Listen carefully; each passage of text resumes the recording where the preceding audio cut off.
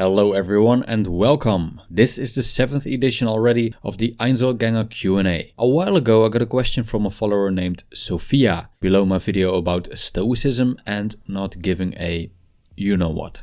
This particular video is about caring less about the things that do not matter so we can focus on the things that do. So Sophia asked, do you plan to make the next video about what truly matters? End quote. I think it's quite a profound question and really one of the big life questions that many philosophers have been trying to answer for ages. My simple answer to this question would be, it's up to you. It also could be the case that you have a certain religion or lifestyle that tells you what truly matters, which is fine too.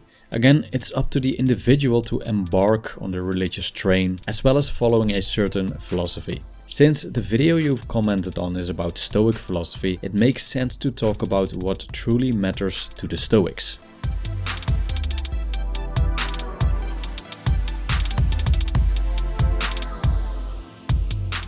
First of all, I want to thank Big Woolly Bastard, Mark, and Banu Koti Teja, I don't know if I pronounced that correctly, for your support on Patreon.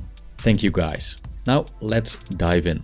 So what does truly matter for a Stoic? Epictetus states that we shouldn't worry about the things that are not in our control, which are basically external. What's in our control are our own actions or the position we take towards the things we cannot control. The things within our control are truly important for the individual. This doesn't mean that the external things don't matter at all. It's just that we shouldn't let our well-being depend on them, because we can't rely on them. So is what truly matters for a Stoic what he or she can control? Well, it's a bit more complicated. One of the 3 pillars of Stoicism are the Stoic ethics. According to these ethics, the main goal of a Stoic is living in agreement with nature. And there's only one way to accomplish that, which is a life of virtue.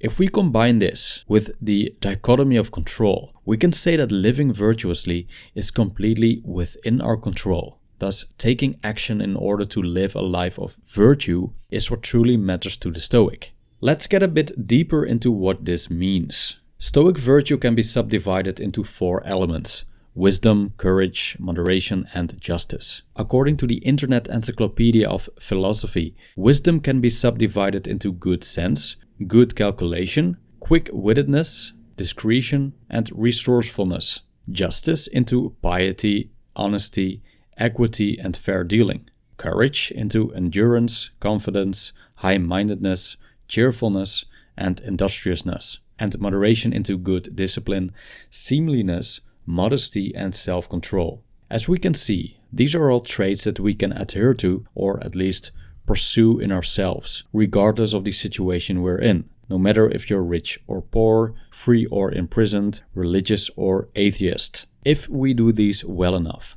we'll be living in agreement with nature and reach a state of eudaimonia, which is a state of flourishing, an active, engaging way of life with happiness as a byproduct. Personally, I think this is profound because many people seek happiness, which is actually a very vague concept. So we could say that feeling great, satisfied, strong, connected, or whatever happiness means to people is simply a result of living virtuously. Now, there's literally a world full of things that are not in our control, but can be great additions and even supporting elements of living a life of virtue. It's fine to pursue them as long as they don't become the main goal. Among these things are wealth, status, the body, a good reputation, and intimacy.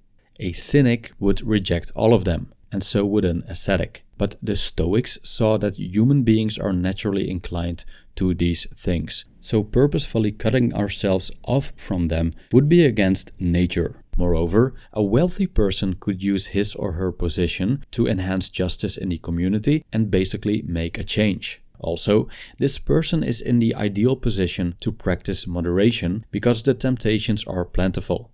Hence, it's not always that difficult to moderate for someone that's poor, because this person probably doesn't have much of a choice. When you're rich, however, you have access to lots of earthly pleasures, basically anything money and power can buy. The great Stoic example of this is Emperor Marcus Aurelius, who was the most powerful man of his time and could get any woman he wanted, throw the biggest parties, and have his subordinates tortured and killed. Instead, he chose a life of virtue and used his power to do good.